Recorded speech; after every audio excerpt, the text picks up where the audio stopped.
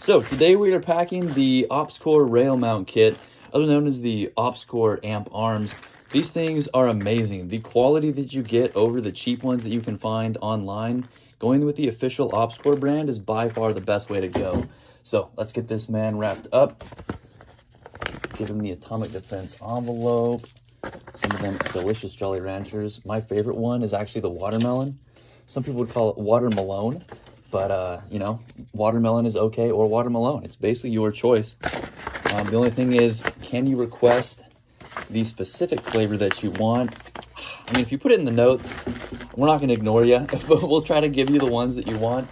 But just a heads up, we do kind of just grab them at random. As you can see in the pile over there, it's a little bit of everything. The same thing with these. These are the tan ones. We have all of these actually in stock almost all the time. So even the gray ones that are hard to find and the Ranger green ones that OpsCore won't even sell to the individual customer, they will still sell to us, and you can get them through us. So just keep that in mind if you want some of those weird colors.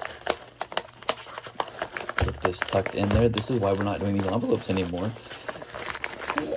Okay. And there we go. We'll pull that one up for this guy, and we'll get it sent out.